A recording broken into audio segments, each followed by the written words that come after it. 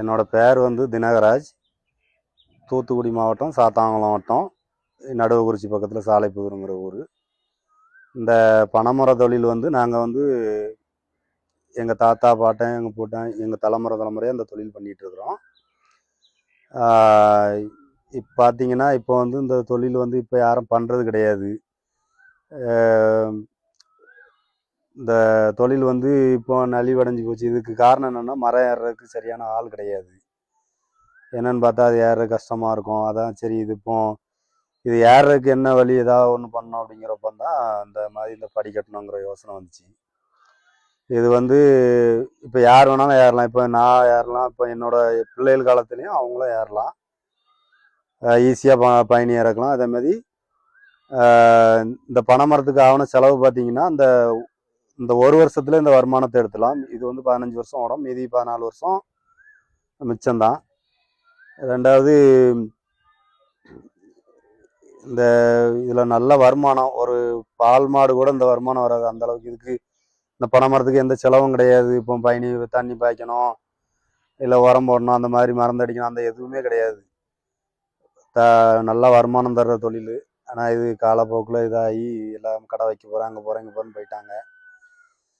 இனி வர்ற தலைமுறையில் இனி வர்ற இளைஞர்கள் வந்து ஈஸியாக பணம் ஏறணும், நம்மளோட கருப்பட்டி இதை உற்பத்தியை பெருக்கணும், நம்ம வருவாய் ஈட்டணும், நம்ம சொந்த தொழிலாக பண்ணணும் அப்படிங்கிற நோக்கத்தில் தான் இது பண்ணுது. ஆனால் இளைஞர்கள் வந்து இனி இந்த பண தொழிலை காப்பாற்றணும்னா அந்த மாதிரி இதை பயன்படுத்திக்கணும்.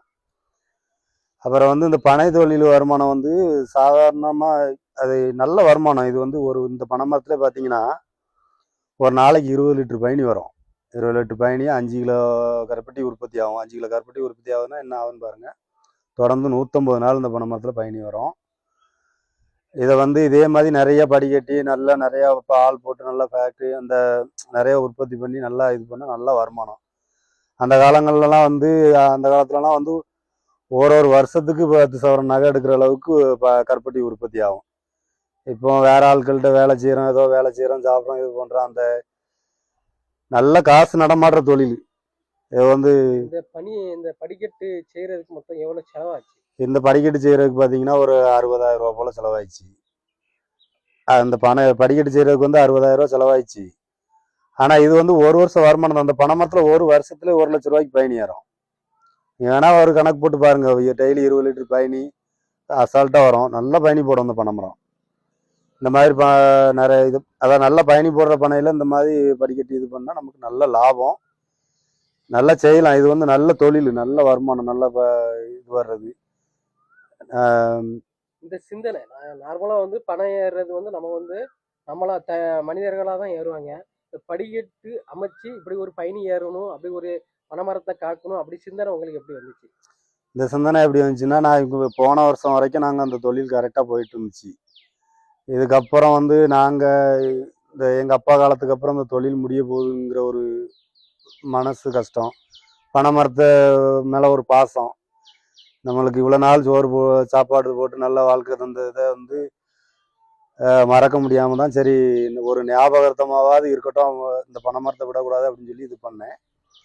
ஆனால் இதுவே வந்து அதுக்கப்புறம் எனக்கு இதவே தொழிலாக பண்ணணுங்கிற ஒரு ஐடியா வந்துச்சு.